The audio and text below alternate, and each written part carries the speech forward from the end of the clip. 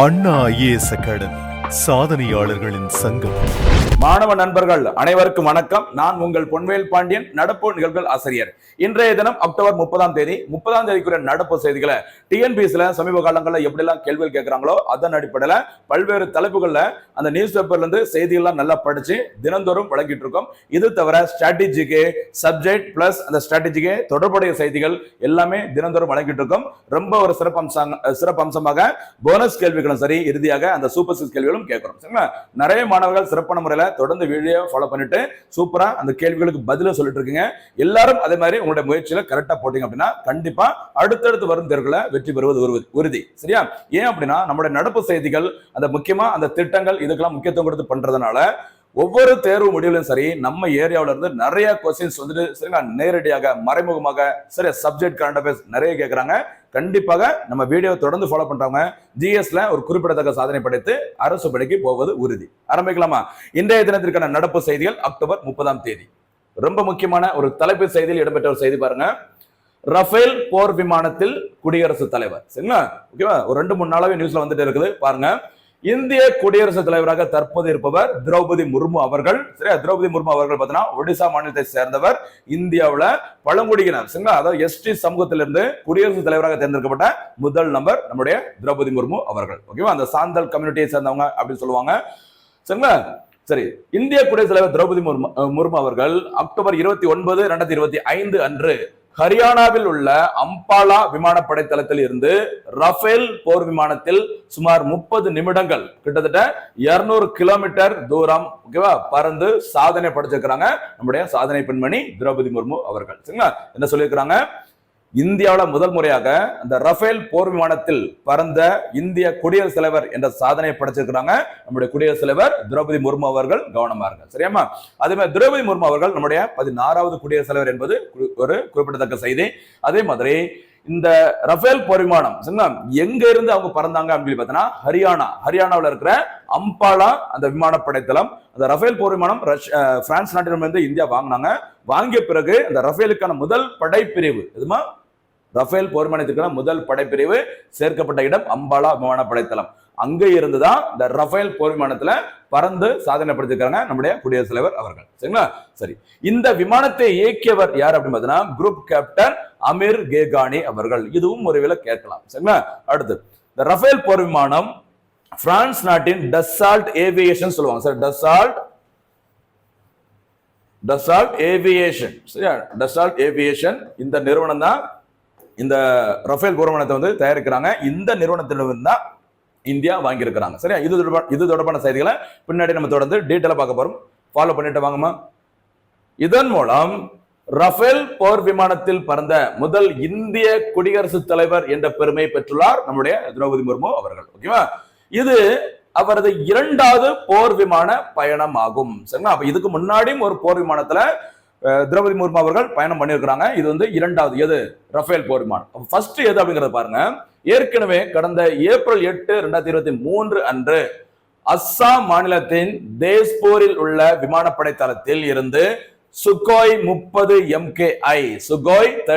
MKI என்ற போர் விமானத்தில் குடியரசுத் தலைவர் திரௌபதி முர்மு அவர்கள் பயணம் செய்திருக்கிறார். அப்போ திரௌபதி முர்மு அவர்கள் மேற்கொண்ட முதல் அந்த போர் விமானத்திற்கான பயணம் எந்த போர் விமானத்துல சுகாய் 30 MKI 2023 அஸ்ஸாம் மாநிலத்திலிருந்து பறந்திருக்கிறாங்க. சரிங்களா?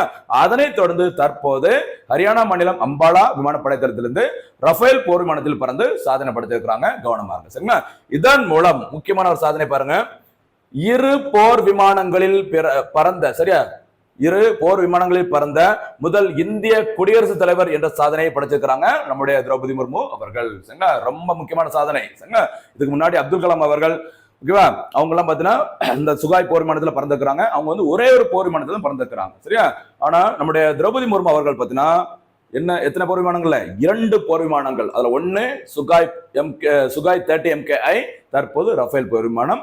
ரொம்ப ரொம்ப முக்கியமான சாதனை. கவனமா இருக்கு. ஃபியூச்சர்ல கேட்கலாமா? எல்லா போட்டியாளர்களுக்கும் 2 போர் விமானங்களில் பறந்த ஒரே இந்திய குடியரசுத் தலைவர் திரௌபதி முர்மு அவர்கள். கவனமா இருங்க. சரியாமா? அடுத்ததாக குடியரசுத் தலைவர் சரியா திரௌபதி முர்முக்கு முன்னதாக சுகாய் போர் விமானங்களில் பிரதிபா பட்டேல், முன்னாள் குடியரசுத் தலைவர் பிரதிபா பட்டேல் மற்றும் ஏபிஜே அப்துல் கலாம் ஆகியோர் இந்த போர் விமானங்களில் பறந்து சாதனை படைச்சிருக்கிறாங்க. சரி, ரொம்ப முக்கியமானது சுகோய் 30 MKY அந்த போர் விமானத்தில் பறந்த முதல் இந்திய குடியரசுத் தலைவர் நம்முடைய ஏபிஜே அப்துல் கலாம் ஐயா அவர்கள். சரிங்களா, ஞாபகம் வச்சுக்கோமா. இந்த சுகோய் 30 MKI அப்படிங்கிறது ஒரு முக்கியமான ஒரு போர் விமானம். இந்த போர் விமானத்தில் பறந்த முதல் இந்திய குடியரசுத் தலைவர் என்ற சாதனை படைத்தவர் நம்முடைய ஏபிஜே அப்துல் கலாம் ஐயா அவர்கள். சரிங்களா, அவர்களை தொடர்ந்து இந்தியாவின் குடியரசுத் தலைவராக பதவிக்கு வந்த பிரதிபா பட்டேல் அவர்கள் இந்த போர் விமானத்தில் பறந்தும் சாதனை படைச்சிருக்கிறாங்க. அந்த லிஸ்ட்ல தற்போது யார் வந்திருக்கிறாங்க? நம்முடைய திரௌபதி முர்மு அவர்களும் வந்திருக்கிறாங்க. இதுல மறக்கவே கூடாத விஷயம், சுகோய் போர் விமானத்தில் பறந்த முதல் இந்திய குடியரசுத் தலைவர் நம்முடைய ஐயா ஏபிஜே அப்துல் கலாம் அவர்கள். ஓகேவா? அதே மாதிரி ரஃபேல் போர் விமானத்தில் பறந்த முதல் இந்திய குடியரசுத் தலைவர் என்ற சாதனை படைத்துள்ளவர் திரௌபதி முர்மு அவர்கள். இந்த 2 போர் விமானங்களிலும் பறந்த முதல் இந்திய குடியரசுத் தலைவர் என்ற சாதனை படைத்துள்ளவர் திரௌபதி முர்மு அவர்கள். மறக்காதீங்க. சரியாமா? அடுத்ததாக சரி, இந்த ரஃபேல் போர் விமானம், சரியா, ஒரே ரஃபேல் வர்றதுனால அதை பத்தி என்னன்னு சொல்லி நம்ம பார்த்துடலாமா? ரஃபேல் போர் விமானம், சரியா, அந்த ரஃபேல் போர் விமானங்களை பிரான்ஸ் நாட்டிடம் இருந்து இந்தியா வாங்கியது. சரியா, சரி, இதற்காக ரூபாய் 59,000 கோடியில் ஆரம்பத்துல 36 ரஃபேல் போர் விமானங்களை கொள்முதல் செய்வதற்காக ஒப்பந்தத்தில் இந்தியா பிரான்ஸ் நாட்டுடன் செப்டம்பர் 2016 ஒப்பந்தம் மேற்கொண்டது. எத்தனை? 36 ரஃபேல் போர் விமானங்களை வாங்குவதற்கு பிரான்ஸ் நாட்டிடம் இந்தியா ஒப்பந்தம் போட்டாங்க. எந்த வருஷத்துல? 2016. மறக்க கூடாது. சரிங்களா, அதற்காக ஒதுக்கப்பட்ட தொகை 59,000 கோடி. சரிங்களா, இந்த போர் விமானத்தை பிரான்ஸ் நாட்டின் டசால்ட் ஏவியேஷன் நிறுவனம் இந்த விமானங்களை தயாரிக்கிறதுக்கு ஒப்பந்தம் போட்டிருக்கிறாங்க. சரிங்களா, எந்த நிறுவனம் அப்படி கூட கேட்கலாம், கவனமா இருக்கு. சரி, இந்த ரஃபேல் போர் விமானத்தின் சிறப்புகள் என்ன அப்படிங்கறத பாருங்க. இந்த ரஃபேல் போர் விமானமானது 4ஆம் தலைமுறையை சேர்ந்தது. இந்த 4th ஜெனரேஷன் அப்படின்னு சொல்லுவாங்கல்ல, 4ஆம் தலைமுறையை சேர்ந்தது. உலகின் சிறந்த 10 போர் விமானங்களில் இந்த ரஃபேல் போர் விமானம் ஒன்று அப்படிங்கிற மாதிரி சொல்றாங்க. உலகில் இந்த ரஃபேல் போர் விமானங்களை 3 நாடுகள் மட்டுமே பயன்படுத்தி கொண்டிருந்த நிலையில் இந்த பட்டியலில் இந்தியா 4வது நாடாக இடம்பெற்றுள்ளது. ரஃபேல் போர் விமானத்தை பயன்படுத்தும் 4வது நாடு இந்தியா. கவனமா இருக்கு. இந்த ரஃபேல் போர் விமானங்கள் 60 வினாடிகளில் மேகங்களை தொட்டுவிடும். அவ்வளவு ஸ்பீடா குயிக்கா மேலே எழுந்து செல்லக்கூடியது அப்படி சொல்றாங்க. இந்த ரஃபேல் போர் விமானமானது இரட்டை என்ஜின்களை கொண்டது. அதே மாதிரி ஒளியின் வேகத்தை விட 2 மடங்கு வேகமாக செல்லும் திறன் கொண்டது இந்த ரஃபேல் போர் விமானம். சரியா, அடுத்ததாக கோல்டன் ஆரோ, சரி, தங்க அம்புகள் அப்படிங்கிற ஒரு பேரு நியூஸ்ல வந்திருக்கு. என்னன்னு சொல்லி பாருங்க. ஹரியானா மாநிலம் அம்பாலா விமானப்படை தளத்தில் உள்ள 17வது படை தொகுப்பின் பிரிவிற்கு தங்க அம்புகள் என பெயரிடப்பட்டுள்ளது. தங்க அம்புகள் அல்லது கோல்டன் ஆரோஸ் என்பது ரஃபேல் போர் விமானத்தின் முதல் படைப்பிரிவு ஆகும். சரி, நம்ம ஏற்கனவே பார்த்திருக்கோம்ல, 2016ஆம் ஆண்டு பிரான்ஸ் நாட்டிடம் இந்தியா ஒப்பந்தம் மேற்கொண்டிருந்தாங்க 36 ரஃபேல் போர் விமானங்களை வாங்குவதற்கு. சரிங்களா, இதுல அந்த ஒப்பந்தத்தின் அடிப்படையில முக்கியமா முதல் முறையாக அந்த ரஃபேல் போர் விமானங்கள் பிரான்ஸ் நாட்டிடமிருந்து வரவழைக்கப்பட்டு அந்த ரஃபேல் போர் விமானங்கள் சேர்க்கப்பட்ட முதல் படைப்பிரிவு அம்பாலா விமானப்படை தளம். சரிங்களா, அந்த அம்பாலா விமானப்படை தளத்துல 17வது படை தொகுப்புல தான் இந்த ரஃபேல் போர் விமானங்கள் சேர்க்கப்பட்டது. அந்த 17வது படை தொகுப்பிற்கு வைக்கப்பட்ட பெயர் தான் என்ன பேருமா? கோல்டன் ஆரோஸ், தங்க அம்புகள் அப்படின்னு சொல்லுவாங்க. ரொம்ப ரொம்ப முக்கியமான ஒரு செய்தி, கவனமா இருக்கு. சரியாமா? அடுத்து போர் விமானத்தில் பறந்த சரியா இந்திய பெண்களின் சாதனை பட்டியலை நம்ம பார்க்கலாம். சரியா, நம்ம வந்துட்டு இப்போ 2 போர் விமானங்கள் பறந்த முதல் இந்திய குடியரசுத் தலைவர் என்ற பெருமை பெற்றவர் சரியா சாதனை பெண்மணி திரௌபதி முர்மு அவர்கள். இது தவிர போர் விமானத்தில் இந்திய பெண்களின் சாதனை ஒரு 2-3 பேர் வருது, கொஞ்சம் பாருங்கம்மா. ரஃபேல் போர் விமானத்தின் முதல் பெண் விமானி சிவாங்கி சிங். இப்ப நம்ம ரஃபேல் பாக்குறோம்ல, அந்த விமானத்தில் பிறந்த முதல் இந்திய பெண்மணி சரியா பெண் விமானி யார்? சிவாங்கி சிங் அவர்கள். ஓகேவா? அடுத்து LCA சரியா இலகு ரக போர் விமானம் சொல்லுவாங்க, இந்த லைட் காம்பேட் ஏர்கிராஃப்ட் அப்படி சொல்ற இலகு ரக அந்த தேஜஸ் போர் விமானத்தை இயக்கிய முதல் பெண் விமானி மோகனா சிங். சரிங்களா, மோகனா சிங். அதே மாதிரி இந்திய விமானப்படையின் போர் விமானப்படையில் தனித்து இயக்கிய முதல் பெண் விமானி அவனி சதுர்வேதி. சரியா, பிப்ரவரி 21, 2018 அன்று அவனி சதுர்வேதி அவர்கள் மிக் 21 சரியா மிக் 21 அந்த போர் விமானத்தில் பறந்து சாதனை படைச்சிருக்கிறாங்க. சரிங்களா, சமீபத்துல இந்த மிக் 21 போர் விமானம் சரிங்களா. இந்திய அரசினால ஓய்வு அறிவிக்கப்பட்டது. சரிங்களா. இனிமே வந்து அது பயன்படுத்த வேண்டாம் அப்படின்னு சொல்லிக்கிறாங்க. ரொம்ப பழசாயிருச்சு அப்படின்னு சொல்லிட்டு கிட்டத்தட்ட 60 ஆண்டுகள் சிறப்பான பணியை இந்திய விமானப்படைக்காக ஆற்றியது இந்த MiG-21. அந்த MiG-21 விமானத்தை இயக்கிய முதல் நபர் என்ற சாதனை படைத்தவர் அவனி சதுர்வேதி. அவனி சதுர்வேதி அவர்கள் தான் இந்திய விமானப்படையின் முதல் பெண் விமானி என்ற சாதனை படைச்சிருக்கிறாங்க. சரி, அப்ப சிவாங்கி சிங் அவர்கள் என்ன சாதனை படைச்சிருக்காங்க? ரஃபேல் போர் விமானத்தை இயக்கிய முதல் பெண் விமானி அப்படிங்கிற சாதனை படைச்சிருக்கிறாங்க. அதே மாதிரி தேஜஸ் இலகுரக அந்த போர் விமானத்தை இயக்கிய முதல் இந்திய பெண் விமானி அப்படிங்கிற சாதனை படைத்தவர் மோகநாத் சிங். அப்போ சிவாங்கி சிங், மோகநாத் சிங், அவனி சதுர்வேதி, இந்த 3 பட்டியலையும் மறக்கவே மறக்கக்கூடாது லைஃப்ல. சரியாமா? தெரியுதா? அவங்க நோட்ஸ் நம்ம எப்படி சேர்த்து கொடுக்குறோம் அப்படின்னு சொல்லிட்டு ஒரே ஒரு பாயிண்ட் தான் நியூஸ் பேப்பர்ல வரும். ஆனா அது தொடர்பா எக்ஸாம்ல எப்படிலாம் கேட்கறாங்களோ அந்த அளவுக்கு டெப்தா நோட்ஸை தேடி கண்டுபிடிச்சு டைம் நிறைய ஸ்பெண்ட் பண்ணி தினந்தோறும் வழங்கிட்டு இருக்கோம். தொடர்ந்து வீடியோ பார்த்து பயன்பெற்றிருக்கோம். சரியா? சரி, அடுத்து பொருளாதாரம் தொடர்பான ஒரு செய்தி, ஒரு மாநாடு சொல்லலாம். இந்திய கடல்சார் வாரம் 2025. சரியா? 2025ஆம் ஆண்டிற்கான இந்திய கடல்சார் வாரம் அக்டோபர் 27 முதல் அக்டோபர் 31ஆம் தேதி வரை நடைபெற உள்ளது. இந்த மாநாடு நடைபெற உள்ள இடம் எங்கன்னு பார்த்தீங்கன்னா கோரேகான் அமைந்துள்ள இடம் மும்பை. சரிங்களா? அப்போ மகாராஷ்டிரா மாநிலம் மும்பையில் தான் இந்திய கடல்சார் வாரம் நடைபெற்று வருகிறது. கவனமா இருங்க. இந்த மாநாடு முடியும் போது இதுல என்னென்ன முடிவுகள் எடுத்திருக்காங்க அப்படிங்கிறத நம்ம டீட்டெயிலா பார்க்கலாம். சரியா? தொடர்ந்து பாருங்க. அடுத்ததாக இந்த மாநாடோட முக்கியமான இலக்கு, இந்த தேசிய கடல்சார் வாரத்தின் இலக்கு என்னன்னு பார்த்தீங்கன்னா 10 லட்சம் கோடி முதலீடுகளை ஈர்க்க வேண்டும். அதுதான் இதோட இலக்காக கொண்டு இந்த கடல்சார் வாரம் தொடங்கப்பட்டுள்ளது. தற்போது இந்தியாவில் 13 பெரிய துறைமுகங்கள் உட்பட 200க்கும் மேற்பட்ட துறைமுகங்கள் உள்ளன. சரிங்களா? ஜூன் 2010ஆம் ஆண்டில் போர்ட் பிளேயர் நாட்டின் போர்ட் பிளேயர் துறைமுகத்தின் துறைமுகங்களில் 13வது துறைமுகமாக சேர்க்கப்பட்டது. ஞாபகம், போர்ட் பிளேயர் நாட்டின் இந்தியாவின் பெரிய துறைமுகங்களில் 13வது துறைமுகமாக சேர்க்கப்பட்டது. ரொம்ப நாளா 12 இருந்தது, அது 13வது அந்த பெரிய துறைமுகம். சரி, அந்த மேஜர் போர்ட்டா எதை சேர்த்துக்கிறாங்க? போர்ட் பிளேயர் மறக்க கூடாது. சரிங்களா? சரி, இது 13 துறைமுகங்கள்ல அதிக எண்ணிக்கையில் அந்த பெரிய துறைமுகங்களை கொண்ட மாநிலம் எதுமா? தமிழ்நாடு தான். சரி, தமிழ்நாட்டில் தான் அந்த பெரிய துறைமுகங்கள் 3 இருக்குது. ஒன்னு என்னதுமா? ஒன்னு சென்னை துறைமுகம், நம்பர் 2 எண்ணூர். சரியா? எண்ணூர் இருக்கிற காமராஜர் துறைமுகம், அடுத்து தூத்துக்குடி. சரியா? தூத்துக்குடியில் இருக்கிற விஓசி துறைமுகம். சரியா? இந்த 3 தான் இந்தியாவில் இருக்கிற அந்த பெரிய துறைமுகங்கள முக்கியமான 3. அந்த 3ம் தமிழ்நாட்டில் இருக்கு, மறக்கக்கூடாது. மொத்தம் 13. அதுல 3 பெரிய துறைமுகங்கள் தமிழ்நாட்டில் அமைந்துள்ளது ஒரு சிறப்பம்சம். கவனமா இருக்கு. சரியாமா? ஓகே. துறைமுகங்களை நவீனமயமாக்கி ஏற்றுமதி மற்றும் இறக்குமதி அதிகரிக்க சாகர் மாலா போன்ற திட்டங்களையும் மத்திய கப்பல் போக்குவரத்து அமைச்சகம் செயல்படுத்தி வருவது குறிப்பிடத்தக்கது. இந்த சாகர் மாலா நம்ம ஆல்ரெடி பார்த்திருக்கோம். கவனமா இருங்க. இல்ல ஒரு போனஸ் கேள்வி கேட்கலாமா? சாகர் மாலா திட்டம் எப்போது தொடங்கப்பட்டது? சரியா? சாகர் மாலா திட்டம் எப்போது தொடங்கப்பட்டது? அது கூட சேர்த்து அப்படியே மகா சாகர் திட்டம். சரியா? கேபிட்டல்ல வரும் SAGAR.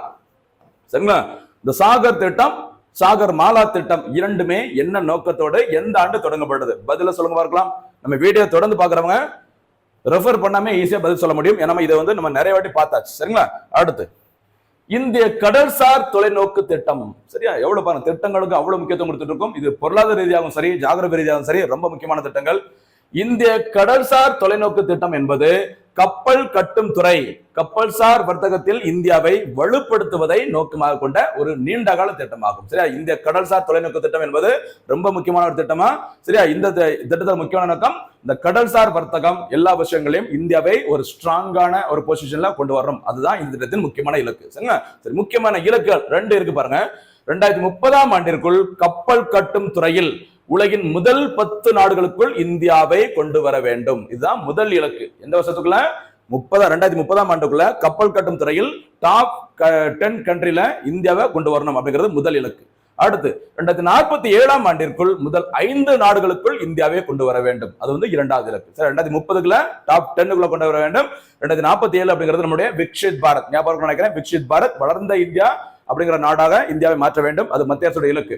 அந்த 2047 அதாவது சுதந்திரம் பெற்று 100வது ஆண்டு வர்றதுக்குள்ள அந்த என்ன சொல்லிக்கிறாங்க, உலக லெவல்ல இருக்க அந்த கப்பல் கட்டும் துறையில் சிறந்த 5 நாடுகளுக்குள்ள இந்தியாவை கொண்டு வர வேண்டும். அதற்காக தான் இந்திய கடல்சார் தொலைநோக்கு திட்டம் அறிவிக்கப்பட்டு செயல்படுத்தப்பட்டு வருகிறது. சரியா? அடுத்து முக்கியமானது இந்தியாவில் தேசிய கடல்சார் தினம். இந்தியாவில் தேசிய கடல்சார் தினம் பாருங்க, ஒரு ஏரியா மிஸ் பண்ணாம நான் சொல்லிட்டு இருக்கிறோம். கடல்சார் மாநாடு அது இதெல்லாம் வந்ததுனால அது சம்பந்தப்பட்ட எல்லாமே நம்ம கொடுத்துட்டு இருக்கோம். ஓகேவா? ரஃபேல் போர் விமானம் அப்படின்னு சொல்லி நியூஸ் வரும்போது இதுக்கு முன்னாடி போர் விமானங்களில் பறந்த பெண் விமானிகள், குடியரசுத் தலைவர்கள் எல்லா டீட்டெயிலும் பார்த்துட்டு இருக்கோம். அதுக்கு தான் சொல்றேன், நம்ம அந்த அளவுக்கு எஃபோர்ட் போட்டு ஒவ்வொரு நாளும் வழங்கிட்டு இருக்கோம். தொடர்ந்து ஃபாலோ பண்ணிட்டு வாங்க. சரியா? இந்தியாவில் தேசிய கடல்சார் தினம். தேசிய கடல்சார் தினம் ஏப்ரல் 5 அன்று இந்தியாவில் கொண்டாடப்படுகிறது. இதுக்கு என்ன காரணம் அப்படிங்கறத பாருங்க. 1919 ஆண்டு ஏப்ரல் மாதம் 5ஆம் நாள் அன்று இந்தியாவின் முதல் நீராவி கப்பல், என்ன சொல்லுவாங்க, SS லாயல்டி அப்படி சொல்லுவாங்கல்ல, அந்த SS லாயல்டி அப்படிங்கிறதா இந்தியன் முதல் நீராவி கப்பல். அந்த கப்பல் மும்பையிலிருந்து லண்டனுக்கு இயக்கப்பட்டது. அவ்வாறு இயக்கப்பட்ட அந்த ஏப்ரல் 5ஆம் தேதி தான் இந்தியாவில் என்ன தினம்? தேசிய கடல்சார் தினமாக கடைபிடிக்கப்பட்டு வருகிறது. அதன் நினைவாக 1964ஆம் ஆண்டு முதல் ஏப்ரல் 5ஆம் தேதி தேசிய கடல்சார் தினமாக கொண்டாடப்பட்டு வருகிறது. 1964ல இருந்து. ஓகே, அதே மாதிரி நீங்க கன்ஃபியூஸ் ஆயிடக்கூடாது. அதற்காக இந்திய கடற்படை தினம் டிசம்பர் 4ஆம் தேதியில் கடைபிடிக்கப்பட்டு வருகிறது. அப்ப பாத்துக்கோங்க, இந்தியன் நேவி டே அப்படின்னா டிசம்பர் 4ஆம் தேதி. அதே மாதிரி இந்திய கடலோர காவல் படை தினம் பிப்ரவரி 1ஆம் தேதி. சரியா? இந்த கடற்படையில இருந்து இந்தியன் கோஸ்ட் கார்டு அப்படி சொல்லுவாங்கல்ல, ICG, இந்திய கடற்படை, இந்திய கடலோர காவல்படை தனியாக பிரிக்கப்பட்டது 1977. 1978 முதல் இந்திய கடலோர காவல்படை தனியாக முறைப்படி செயல்பட்டு வருகிறது. சரிங்களா? அந்த பிப்ரவரி 1ஆம் தேதி இந்தியாவில் கடலோர காவல்படை தினம், டிசம்பர் 4ஆம் தேதி இந்திய கடற்படை தினம், அதே மாதிரி ஏப்ரல் 5ஆம் தேதி தேசிய கடல்சார் தினம். 3 முக்கியமான தினங்கள். கன்ஃபியூஸ் ஆகிற மாதிரி இருக்குது. இங்க தெளிவாய்க்கோங்க. லைஃப்ல நம்ம மறக்க கூடாது. எந்த போட்டி தேர்வு வந்தாலும் நம்ம அடிக்கிறோம், ஜெயிக்கிறோம். ஓகேவா? விட்டுறாதீங்க மக்களே. இனிமே வர்ற வாய்ப்புகள்லாம் ரொம்ப முக்கியமானது. அடுத்து அறிவியல் தொழில்நுட்பம் தொடர்பான ஒரு செய்தி. அணுசக்தியால் இயங்கும் நீர்மூழ்கி ட்ரோன். ரஷ்யா நிறைய பாதுகாப்பு தொடர்பான சில சூப்பரான சில விஷயங்கள் பண்ணிட்டு இருக்காங்க. பாருங்க, ரஷ்யா அணுசக்தியால் இயங்கும் ஒரு நீர்மூழ்கி ட்ரோன், ஆளில்லா விமானம் மாதிரி, சரியா, நீருக்கு அடியில் பறக்கிற ஒரு நீர்மூழ்கி ட்ரோனை வெற்றிகரமாக சோதனை செய்ததாக ரஷ்யாவின் தற்போதைய அதிபராக இருக்கிற விளாடிமிர் புதின் அறிவித்திருக்கிறாங்க. சரிங்களா? என்ன சொல்லிருக்காங்க? அணுசக்தியால் இயங்கும் ஒரு நீர்மூழ்கி ட்ரோன் கடலுக்கு அடியில சோதனை பண்ணிருக்காங்க. அதுக்கு என்ன பேர் அப்படின்னு சொல்லி பார்த்தா பாசிடான் அல்லது போசிடான் அப்படி சொல்லுவாங்க. ஓகேவா? இது நிலநடுக்கங்களை ஏற்படுத்தக்கூடிய வகையில் வடிவமைக்கப்பட்டுள்ளது. கடலுக்கு அடியில போகும் ஒரு பாதிப்பை ஏற்படுத்தி சம்பந்தப்பட்ட நாடுகளை ஒரு எர்த்துக்கே கூட உருவாக்கக்கூடிய தன்மை கொண்டது அப்படிங்கிற மாதிரி சொல்லிக்கிறாங்க. அடுத்ததாக, மேலும் வழக்கமான மற்றும் அணு ஆயுதங்களை சுமந்து செல்லும் திறன் கொண்டது. இந்த ட்ரோனுக்கு இன்னொரு சிறப்பு பெற்றிருக்காங்க, ஸ்டேட்டஸ் 6. என்ன பேரு? நம்ம சூப்பர் 6 சொல்றோம்ல, அது மாதிரி இது வந்து ஸ்டேட்டஸ் 6 என்றும் குறியீட்டு பெயரால் அறியப்படுகிறது இந்த பாசிடான். சரிங்களா? இதுக்கு முன்னாடி நம்ம கடந்த வீடியோல பார்த்திருந்தோம். சரியா? பிரேவெஸ்ட்னிக் எனப்படும் அணுசக்தியில் இயங்கும் வரம்பில்லா தூரம் இயங்கும் குரூஸ் ரக ஏவுகணையை சமீபத்தில் ரஷ்யா வெற்றிகரமாக சோதனை செய்தது. கிட்டத்தட்ட 14,000 கிலோமீட்டருக்கு மேல தாண்டி பயணம் மேற்கொண்ட யாரு கண்ணுக்குமே புலப்படாத ஒரு ஏவுகணையை ரஷ்யா சமீபத்தில் சோதனை செஞ்சாங்க. அதுக்கு வச்ச பேர் தான் இந்த பிரேவெஸ்ட்னிக் அப்படிங்கிறது. கவனமா இருக்கு. சரிங்களா? 2 செய்தி பாதுகாப்பு துறையுடன் தொடர்புடைய செய்தி, ரஷ்யாவுடன் தொடர்புடைய வந்திருக்குது. கவனமா இருக்கு. அடுத்ததாக ஒரு முக்கியமான ஒரு திட்டம் பாருங்க, கலைஞரின் கனவு இல்லம் திட்டம். நிறைய வாட்டி பார்த்திருக்கோம். இன்னைக்கு நியூஸ் பேப்பர்ல வந்ததுனால மறுபடியும் பார்க்கலாம். பாருங்க, இந்தியாவிலேயே முதல் முறையாக ஊரக பகுதிகளில், கிராமங்கள்ல ஊரக பகுதிகளில் ஏழை குடும்பங்கள் வசிக்கும் குடிசைகளுக்கு மாற்றாக நிரந்தர வீடுகள் கட்டித்தரும் முன்னோடி திட்டம் முன்னாள் முதலமைச்சர் கலைஞர் மு கருணாநிதி அவர்களால் 1975ஆம் ஆண்டில் அறிமுகப்படுத்தப்பட்டது. ஞாபகம் வச்சுக்கோங்க, குடிசைகளுக்கு பதிலாக நிரந்தர வீடுகளை கட்டித்தரும் திட்டம் இந்தியாவில முதல் முறையாக தொடங்கியது நம்ம தமிழ்நாடு தான். அதை தொடங்கியவர் முன்னாள் முதலமைச்சர் கலைஞர் மு கருணாநிதி அவர்கள். இந்த வருஷம் 1975ல தொடங்கி இருக்கிறாங்க. இது ஆரம்பத்துல, சரியா, இந்த இலவச வீடு கட்டி கொடுக்கிறதுக்கு அல்லது அந்த நிதி ஒதுக்குவதற்கான, அந்த வீடுகளை கட்டி கொடுப்பதற்கான நிதி ஒதுக்கும் திட்டம் ஆரம்பத்தில் தொடங்கப்பட்டது 1975. இன்னைக்கு கலைஞரின் கனவு இல்லம் திட்டம் அப்படிங்கிற பேர்ல மாறி இருக்குது. சரியா? பாருங்க, அதனைத் தொடர்ந்து கடந்த 2010ஆம் ஆண்டு குடிசையில்லா மாநிலம் என்ற இலக்கை எய்திடும் வகையில் கலைஞர் வீடு வழங்கும் திட்டம், சரியா, கலைஞர் வீடு வழங்கும் திட்டம் அறிமுகப்படுத்தப்பட்டது. சரிங்களா? எப்போ? 2010. 2006 முதல் 2011 வரைக்கும் டிஎம்கே ரூலிங் பார்ட்டியா இருந்தாங்க. அந்த டைம்ல தான் 2010ஆம் ஆண்டு கலைஞர் வீடு வழங்கும் திட்டம் தொடங்கப்பட்டது. சரிங்களா? ஓகே. சமீபத்துல குடிசையில்லா தமிழ்நாடு, ஸ்லம் ஃப்ரீ தமிழ்நாடு சொல்றேன், குடிசையில்லா தமிழ்நாடு என்ற இலக்கினை அடையும் வகையில் எதிர்வரும், அதாவது வரும் 2030ஆம் ஆண்டிற்குள் ஊரக பகுதிகளில் 6 வருடங்களில், சரியா, அதாவது 2024 இருந்து அடுத்த 6 வருடங்களில் 8 லட்சம் கான்கிரீட் வீடுகளை புதிதாக கட்டித்தர கலைஞரின் கனவு இல்லம் திட்டம் தொடர்பாக தமிழ்நாடு அரசால் அறிவிப்பு வெளியிடப்பட்டது. ஞாபகம் வச்சுக்கோங்க, 2024-25 பட்ஜெட்ல கலைஞர் கனவு இல்லம் திட்டம் அப்படிங்கிற திட்டத்தை அறிவிக்கிறாங்க. இந்த கலைஞர் கனவு இல்லம் திட்டத்தின் முக்கியமான நோக்கம் அடுத்த 2030ஆம் ஆண்டிற்குள் என்ன இருக்கக்கூடாது, தமிழ்நாட்டுல குடிசை பகுதியிலே இருக்கக்கூடாது அப்படி சொல்லிட்டு ஒரு இலக்கை அறிவிச்சிருக்காங்க. இந்த இலக்கின் மூலமாக சரி அந்த இலக்கை எப்படி அடைய போறாங்க அப்படின்னா 8 லட்சம் கான்கிரீட் வீடுகளை வழங்க கொடுக்க போறோம் அப்படின்னு சொல்லியிருக்காங்க. அப்ப இலக்கு ஆண்டு 2030 8 லட்சம் கான்கிரீட் வீடுகள். திட்டத்தின் பெயர் கலைஞரின் கனவு இல்லம் திட்டம், மறக்காது. சரியாமா? சரி, இந்த திட்டம் அறிவிக்கப்பட்டது எப்பன்னு பார்த்தீங்கன்னா 2024-25ஆம் ஆண்டில் அறிவிக்கப்பட்டது. 1 லட்சம் வீடுகளை, சரியா, அந்த 2024-25 ஆண்டையே 1 லட்சம் வீடுகளை கட்டுவதற்காக 3500 கோடி மதிப்பீட்டில் அந்த நிதியானது தமிழ்நாடு அரசால் ஒதுக்கப்பட்டது. சரிங்களா? சரி, இந்த கலைஞரின் கனவு இல்லம் திட்டம் சமீபத்தில் செய்தியில் இடம்பெற காரணம் என்னன்னா பாருங்க, தென்காசி, திருநெல்வேலியிலிருந்து பிரிக்கப்பட்ட தென்காசியில் நடைபெற்ற அரசு விழாவில் தமிழ்நாடு முதலமைச்சர் கலைஞரின் கனவு இல்லம் திட்டத்தின் 1 லட்சமாவது பயனாளியான தென்காசி மாவட்டம் செங்கோட்டை ஊராட்சி ஒன்றியம் இலத்தூர் கிராமத்தை சேர்ந்த சுமதியிடம் வீட்டிற்கான சாவியினை வழங்கினார். ரொம்ப முக்கியமானது, இந்த கலைஞர் கனவு இல்லம் திட்டத்தின் 1 லட்சமாவது பயணி எந்த மாவட்டத்தில் இருக்கிறாங்க? தென்காசி. அவங்களோட பேரு சுமதி. சரிங்களா? ஏலத்தூர் கிராமம், ஏலத்தூர் ஏரி கேள்விப்பட்ட ஞாபகம் இருக்கா? எதுக்கு சொல்ல பார்க்கலாம்? ஏலாத்தூர் ஏரி அல்லது ஏலத்தூர் ஏரி எதற்கா பார்த்தோம்? ஏலாத்தூர் ஏரி தமிழ்நாட்டின் எத்தனையாவது பல்லுயிர் பாரம்பரிய தலம்? நீங்க பதில் சொல்ல பார்க்கலாம் போனஸ் கேள்வியில. கலைஞர் கனவு இல்லம் திட்டம் மறக்காதீங்க. ஸ்டார்ட் பண்ணதுல இருந்து இப்போ வரைக்கும் 1 லட்சமாவது பயனாளிக்கான அந்த வீட்டுக்கான சாவியை முதலமைச்சர் அவர்கள் வழங்கியிருக்கிறாங்க. அடுத்து என்ன ஒரு முக்கியமான திட்டம் இன்னைக்கு நியூஸ் பேப்பர்ல வந்தது, ஒரு 10 நாளாவே நியூஸ் பேப்பர்ல வர்றது PM ஸ்ரீ திட்டம். சரியா? PM ஸ்ரீ திட்டத்தில் சமீபத்தில் கேரள அரசு மத்திய அரசின் PM ஸ்ரீ திட்டத்தில் இணைவதற்காக ஒப்பந்தம் மேற்கொண்டது. ஓகேவா? கூட்டணியில் உள்ள இந்திய கம்யூனிஸ்ட் கட்சியின் எதிர்ப்பை அடுத்து இந்த PM ஸ்ரீ திட்ட நடவடிக்கைகளை தற்காலிகமாக நிறுத்தி வைப்பதாக கேரள அரசு அறிவித்துள்ளது. சரிங்களா? அதாவது என்ன சொல்லியிருந்தாங்கன்னா, அரசு பள்ளிகளை தரம் உயர்த்த வேண்டும், உள்கட்டமைப்பை மேம்படுத்த வேண்டும். அதற்காக மத்திய அரசால் அறிவிக்கப்பட்ட திட்டம் PM ஸ்ரீ திட்டம். இந்த திட்டத்தில் சமீபத்தில் இணைவதாக ஒப்பந்தத்தில் கையெழுத்திட்ட மாநிலம் கேரளா. அந்த கேரளாவில் அந்த ஆளும் அந்த கம்யூனிஸ்ட் கட்சிகள், ஓகேவா, அவங்க பயங்கரமா எதிர்ப்பு தெரிவித்ததுனால கேரளா முதலமைச்சர், ஓகேவா, பினராயி விஜயன் அவர்கள் இந்த திட்டத்திலிருந்து கேரளா இணைவதை தற்காலிகமாக நாங்க நிறுத்தி வைக்கிறோம் அப்படி மாதிரி அறிவிச்சுக்கிறாங்க. சரிங்களா? இந்த PM ஸ்ரீ திட்டம் அதோட விரிவாக்கம் நம்ம நிறைய வாட்டி பார்த்தாச்சு. பிரைம் மினிஸ்டர், சரியா, ஸ்கூல்ஸ் ஃபார் ரைசிங் இந்தியா. சரியா? இந்த PM ஸ்ரீ திட்டம் தொடங்கப்பட்ட நாள் செப்டம்பர் 7, 2022 தொடங்கப்பட்டது. இந்த திட்டமானது 3வது புதிய கல்விக் கொள்கையின் ஒரு பகுதியாக தொடங்கப்பட்டது. சரியா? மத்திய அரசு இதுவரைக்கும் 3 முறை அந்த புதிய கல்விக் கொள்கையை வெளியிட்டிருக்கிறாங்க.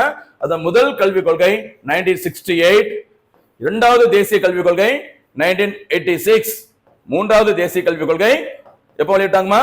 ஜூலை 29, 2020. சரியா? இந்த 3வது தேசிய கல்விக் கொள்கையை பரிந்துரைப்பதற்கு அமைக்கப்பட்ட அந்த குழுவின் தலைவர் இஸ்ரோவின் 5வது தலைவரான கஸ்தூரி ரங்கன் அவர்கள். சரிங்களா? ஓகே, இந்த 3வது தேசிய கல்விக் கொள்கையின் ஒரு பகுதியாக தான் இந்த PM ஸ்ரீ திட்டத்தை மத்திய அரசு செப்டம்பர் 7, 2022 அன்று தொடங்கி இருக்கிறாங்க. கவனமா இருக்கு. இந்த PM ஸ்ரீ திட்டத்தின் முக்கியமான நோக்கம் பள்ளிகளின் தரத்தை உயர்த்த வேண்டும், பள்ளிகளின் உள்கட்டமைப்பை மேம்படுத்த வேண்டும். சரியா? இந்த திட்டத்தை தான் நாங்க சேர போறோம்னு சொல்லிட்டு கேரள அரசு ஒப்பந்தத்துல சைன் போட்டிருந்தாங்க சமீபத்துல. இந்த திட்டத்தை நான் இப்போதைக்கு நாங்க என்ன பண்ணிருக்கோம், டெம்பரரியா ஸ்டாப் பண்ணி வைக்கிறோம் அப்படின்னு சொல்லிக்கிறாங்க. இதுதான் PM ஸ்ரீ திட்டம், மறக்காதீங்க. சரியாமா? அடுத்ததாக இன்றைய தினத்திற்கான சூப்பர் 6 கேள்விகள். முதல் சூப்பர் 6 கேள்வி, இந்திய விமானப்படையின் முதல் பெண் விமானி யார்? 2வது சூப்பர் 6 கேள்வி, ரஃபேல் போர் விமானத்தில் பறந்த முதல் பெண் விமானி யார்? 3வது கேள்வி, தேசிய கடல்சார் தினம் எப்போது கடைபிடிக்கப்படுகிறது? இது கன்ஃபியூஸ் ஆகாம இருக்கணும் அப்படின்னா, இந்தியாவில் தேசிய லெவல்ல கடற்படை தினம், தேசிய கடலோர காவல்படை தினம், தேசிய கடல்சார் தினம் 3 தினங்களும் எப்போது கடைபிடிக்கப்படுகிறது? அதை சொல்லிட்டீங்க அப்படின்னா மறக்கவே செய்யாது உங்களுக்கு. சரிங்களா? அடுத்து, எந்த ஆண்டிற்குள் குடிசை இல்லா தமிழகத்தை உருவாக்க இலக்கு நிர்ணயிக்கப்பட்டுள்ளது? 5வது கேள்வி, இந்தியாவில் தற்போது எத்தனை பெரிய துறைமுகங்கள் உள்ளன? அதுல அப்படியே சொல்லுங்க. 6வது கேள்வியாக, தமிழ்நாட்டில் உள்ள பெரிய துறைமுகங்கள் எவை? அதையும் பட்டியலிட்டு சொல்லுங்க. சரிங்களா? சிறப்பான முறையில் ஒவ்வொரு நாளும் தொகுத்து வழங்கிட்டு இருக்கிறோம். மாணவ நண்பர்களே, தொடர்ந்து ஃபாலோ பண்ணுங்க, தேர்வில் வெற்றி பெறுங்க. மீண்டும் சந்திக்கலாம். நன்றி, வணக்கம்.